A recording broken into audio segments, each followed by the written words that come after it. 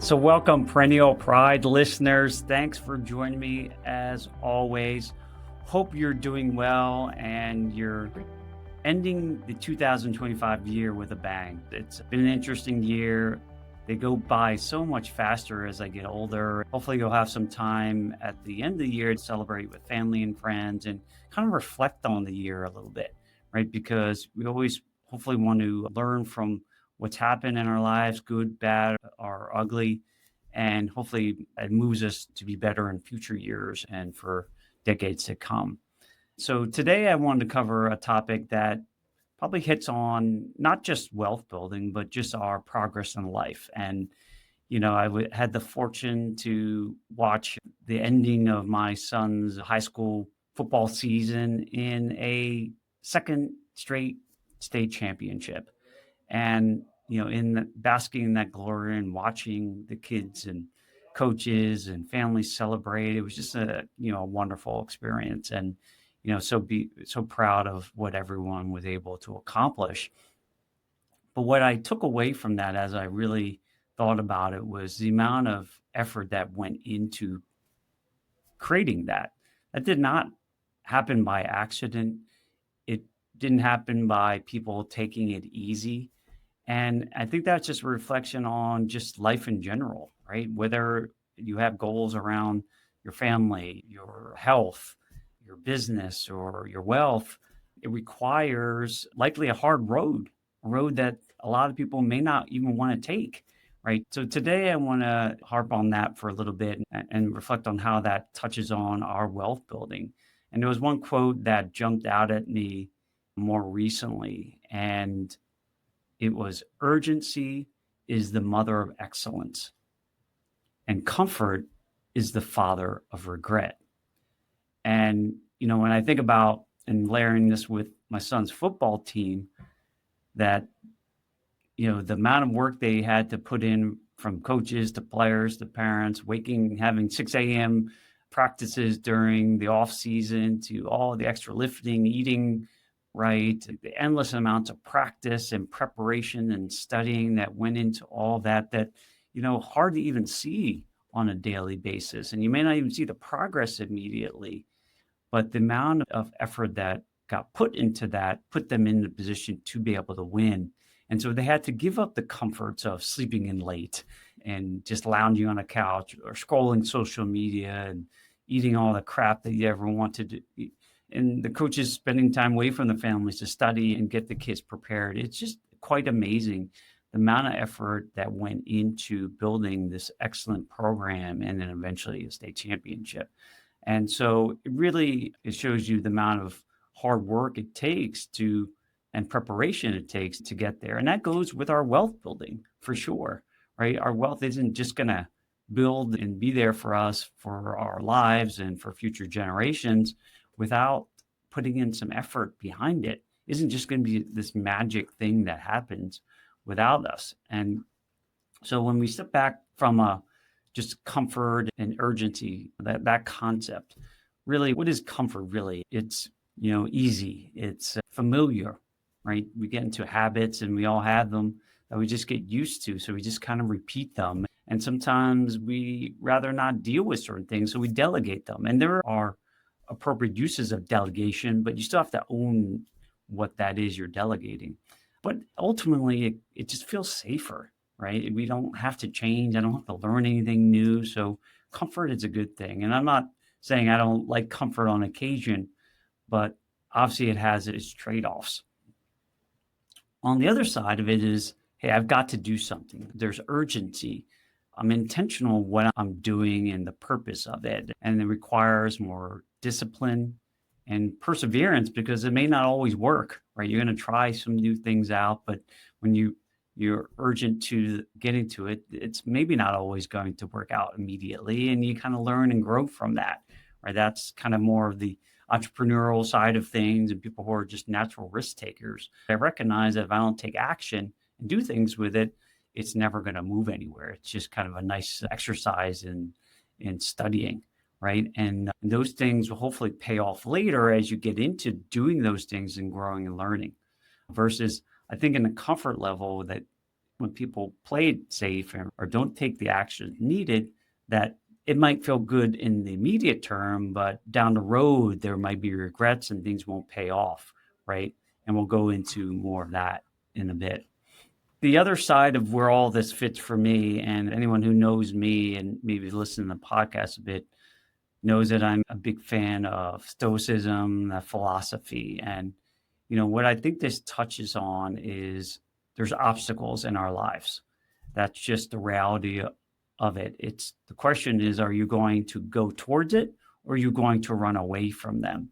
And Stoicism will say that, hey, that obstacle is actually the path you're supposed to take. It's the way you're supposed to go, right? To face those things, face your own fears and inner sort of challenges and test yourself to improve and grow and learn that those are the things that actually we should be gravitating to versus the comfort of our warm blankets.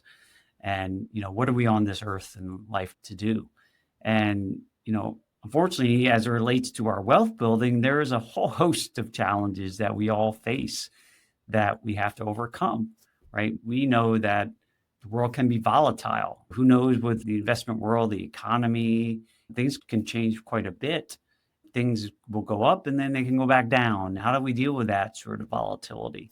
And what comes with that too is the complexity of things. We live in a global world with the financialization of everything. It's become more complicated for everyone. I think there's some folks who prey on that complexity. They have to delegate that to somebody because it's just too complex for the normal person to understand. I do believe there is complexity, but I do also believe people are able to learn these things and shape their own destiny around their wealth building. Things like taxes, right? Taxes are our biggest expense that we will face in our lifetime. And it grows and grows in complexity, at least in the United States. And so not doing something about that and learning about it and exploring ways to mitigate, that's a huge loss people take on an annual basis that never is able to work for people to save and invest. And lastly, illiquidity, right? We have so many things tied up in things like our homes or our retirement accounts that we can't touch for many years without taxes and penalties. So why would I do that and lose money to inflation? So there are a lot of situations where people don't even have access to much liquidity when opportunities present themselves. We have a whole host of challenges and obstacles in our way to build wealth, to sustain it, and hopefully perpetuate future generations in our family's wealth building. What does a comfort path look like for wealth building? What does that typically look like? Well, we do live in a society that stresses consumerism and spending. And unfortunately, the boringness of saving money gets trumped a lot by spending, right? We want these fancy things, the fancy homes, the higher educations, the fancy boats or whatever vacations. These are all things that are pulling us because society tells us that's what we're supposed to be doing as quote unquote wealthy people, right? Or what wealth looks like. That's what it looks like versus saving first and investing to build wealth, right? That is a tough one because the comfort of having those things, the fancy homes and such, will push us sometimes to maybe spend on things we shouldn't and not save for our futures, which will put us in a much more difficult situation down the road. Back to the complexity of investing. So we get thrown into the default investing. There's a passive investing movement. Just, all your money, just put it into the market and in your 401ks, your IRAs, and let it defer and compound for generations, for decades to come. And you don't have to look at it. It's save without ever paying much attention to it. That's the mantra that we get pushed into this default investing pattern. And it puts people at a feeling of ease. This is what I'm supposed to do. That's what everyone else is doing. And I don't even have to look anywhere else. Well, that could put people in a very dangerous situation and leave them with less control of what is going to happen. Reactive tax filing. Most people are doing, they're not proactively planning, right? A lot of CPAs and tax professionals are not even doing tax planning because they're just so busy with trying to report taxes backwards that there's a lack of proactive planning to use the tax code legitimately and legally. And unfortunately, in the financial world, it's very siloed and fragmented, and the advice is very difficult for people to sort of coordinate. And so it puts most households and people at the center of trying to manage that all. When you have different types of advisors and experts that rarely ever talk to each other and work together on behalf of a shared client, it just doesn't happen. And so it puts people in the path of not even going any further and just kind of following the basics and not really exploring anything further. On the urgent side, right, this is a separate approach, and it's not panicking or taking massive risk unnecessarily. It's actually doing some proactive planning, designing things early and trying to get ahead of it, and leveraging pools of resources and experts to help coordinate decision making for the better, so that you understand the investments you're making, how they fit your taxes, and how they impact your sort of legacy planning, all those things together into a more harmonious plan, right? And a lot of it's also growing and learning, right? I think there's often a case where people can get into this arrival syndrome and feel like they don't have to learn anything more in this space. They're just going to delegate and set and forget it and hope everything works out. Well, those who are of the urgent mindset, they say, no, it's in my control. It's my responsibility to get ahead of this. Even though I may leverage advisors, I'm going to own my own wealth, and I'm going to build that in a way that I feel comfortable with the information I have and my learning along the way. And so it just takes a different sort of mindset around it. So I'm going to shift gears and where this shows up typically, and maybe some things you can consider as you're trying to shift from the comfort world to the urgent world as it relates to your wealth building. What areas does this show up typically when I see? One of the areas that I think is very overlooked, because it's not one that people love to talk about, is risk mitigation. Risk is one of those areas that no one really wants to talk about, whether they're insurances or diversification, where you're investing, right? It's something where a comfort level may say, hey, I could deal with that later. I'm young. These things are never going to happen. I'm never going to get disabled. The thought of dying, when you face your mortality, I think it's easier to say, hey, I can feel like I'm immortal, so I can deal with those things later. I won't get that life insurance. I won't update my estate plan or get an estate plan, which I often see that isn't even in place for people. This is a world where we have to stop living like we're going to live forever, right? This is just not reality. Unfortunately, bad things happen on a daily basis and unexpectedly. These are areas like it's theatrical. You have to just face it, that this is things that could happen and get ahead of it. The truth is, most people plan as if they are immortal. I think this is the time to maybe reconsider that and say, what can I do to plan ahead, knowing that's the case, that I am mortal? And that's where getting your risk structures in place and analyzing them with the proper experts to say, what do I need to protect myself? What do I have that would protect me if these things happen, from lawsuits, disabilities, death, and what will happen to my wealth and assets if I did pass, right? From an estate planning perspective. It's really time to really get ahead of it and do due diligence to ensure that your plan is set up in a way that you want, not whether it's a government created plan that is the typical default if you have no plan in place. So the second area is saving and spending, which it's a very basic area of personal finances, and it's the trickiest one, especially in the world we live in, that our economy is based on people spending, right? And enjoying life and contributing to the economy. Well, it's pushing us down the road to save less and spend more, right? Because society will drive us down these paths of what we're supposed to be doing for our children or where we're supposed to be deploying our wealth.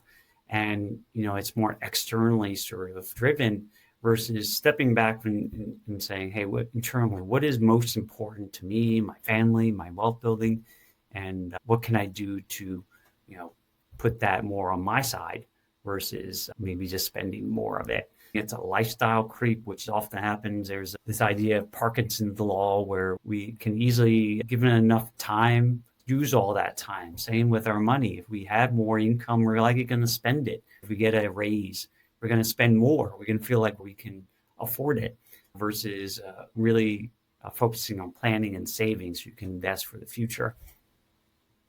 On the urgency side, this is centered around building some margin for error, right?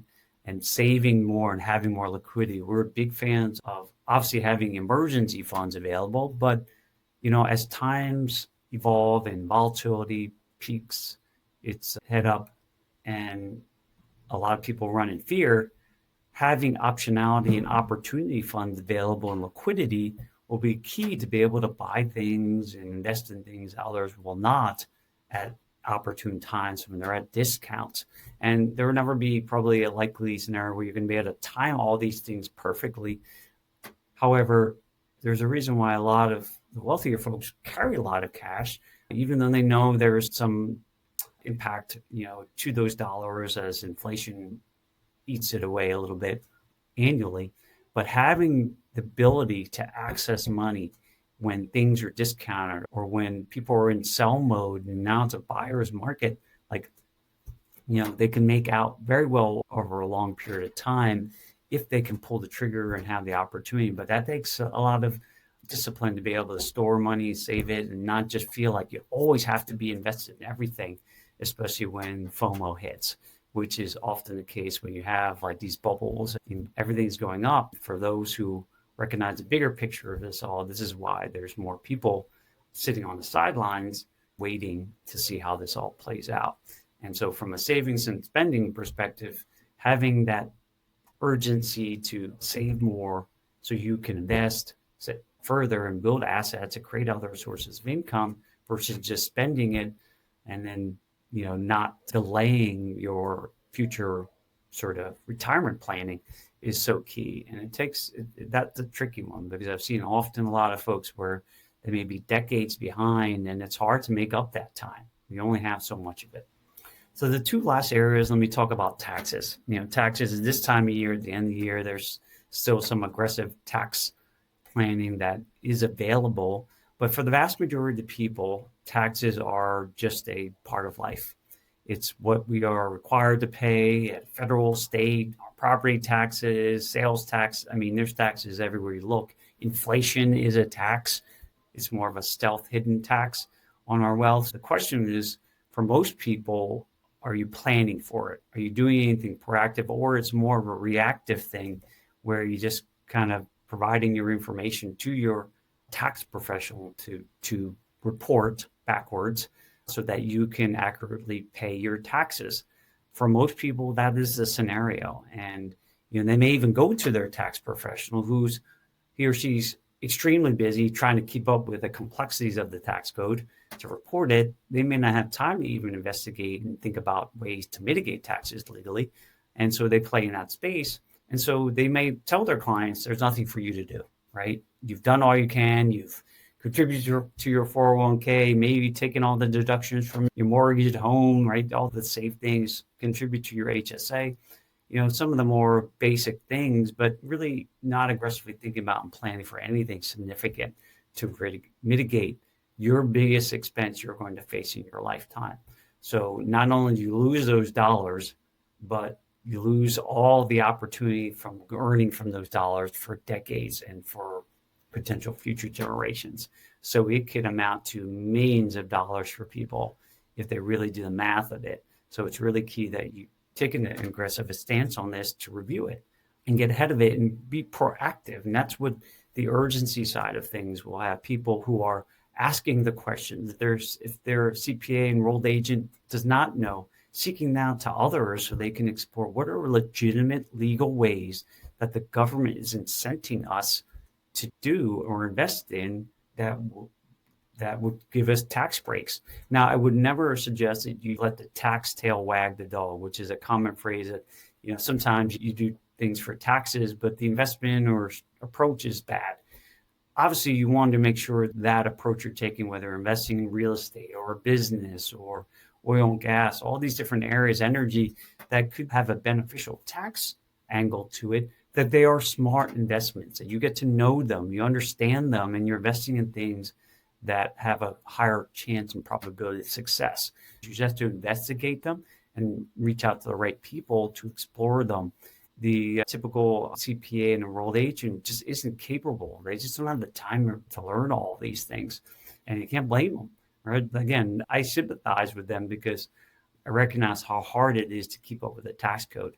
But that's why it's important that you individually, with your own business, your own personal life, to do that, you need to go proactively. You do need to proactively go and explore those things for yourself to figure out what is best. And the last thing I'll tell you is centered around investments. And this is somewhat related to the taxes. However, investing, to me, we are often told, we put into public markets, and there's certainly a place for that in most people's investment world. I would suggest the folks who are doing this well and building that excellence, in this case, are doing more than that. They're not just relying on public markets and the whims of what happens there. They're aggressively investing in a number of things. One, themselves, right? Their personal development and investing in their skills and building that up over time so they can be better employees and reach higher levels in their companies. Secondarily, they're thinking about where can they add value as a business owner, right? Their businesses are areas that can build significant wealth, and they do come with tax advantages with them because the government's trying to send people to build businesses, employ people, right? And that drives revenue, tax revenue separately. So there's a lot of areas there for people who are willing to take that leap and risk to get into business. Alternatively, there's things like real estate, which can act in a separate way as their own business. But the more I see people who are building wealth are doing it more in those areas over time. Will they have things in public markets? Yes, of course, and liquidity in banks and other areas, life insurance. But they are building a lot of their investments in things that they have a better understanding of, have more competitive advantage, and can build and grow that separately, as opposed to just wholly relying on the whims of a market that they can't control. And so those are the things that people are spending the time and building the knowledge base and the networks to do that. They're building that up over time to give them access to more opportunities than most people will see outside of what sits in their 401k plan. So it's really incumbent upon folks to really take ownership of that and being urgently sort of acting in a way to learn and connect with others to explore outside of what is just the typical advice. So hopefully I just give you a sort of broad stroke as you're kind of assessing your 2025 year and how you've done and what you might be thinking about for future ways to build your wealth and take more urgency around the direction it takes. And unfortunately, I think in a lot of these cases, it does take some energy and difficulty and taking a leap of faith that you are going to explore, maybe uncomfortable, and you may experience risks that you never had to before. But I think overall, in the long run, it will give you that opportunity to learn and grow and have more control and freedom of your wealth because you are seeing more of the opportunities and learning more about them that will only expand over time that you can share with yourself, your family, and hopefully for generations to come. And so a couple of last things I would ask you to consider as you're going through this is, where am I choosing comfort, right? And it could be broader even in your wealth, but definitely in your wealth building. Where am I just being complacent or living with the comfort that I know could be better, right? And facing that fact, right? And doing something about it.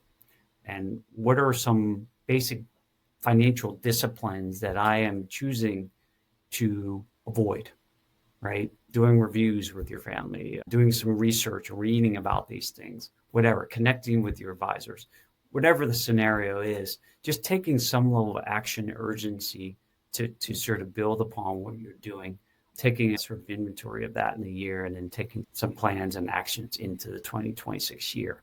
So I hope this was helpful, gave you some inspiration and ideas of where to progress, and ensure that the urgency you take will bring you the excellence that you desire and deserve for yourself and your family. Take care, and we'll see you on the next episode of the Perennial Pride podcast. Thanks for joining me on this episode today. I really am grateful for you as listeners to the Perennial Pride podcast. I hope you're getting some tremendous value out of it and hopefully pushing you along your journey to financial freedom. I put this podcast together really to help you get more educated around your finances so that you feel empowered to live the life that you really want. And if you like the content that you heard today or watched, then I would encourage you to go to my website, perennialpride.com. There's tons of other content there. And you can access my book, Wealth Beyond the Numbers. You can buy it there on my website. It's a aggregation of a lot of great tips and tools I've learned to not only build my wealth in my accounts, but build wealth in my life and abundance and joy, and something that has a lot of my experiences in the journey that I've been on personally. Hopefully that can be also of value to you as you sort of move forward. So thanks again for being a Perennial Pride listener, and we'll see you on the next episode.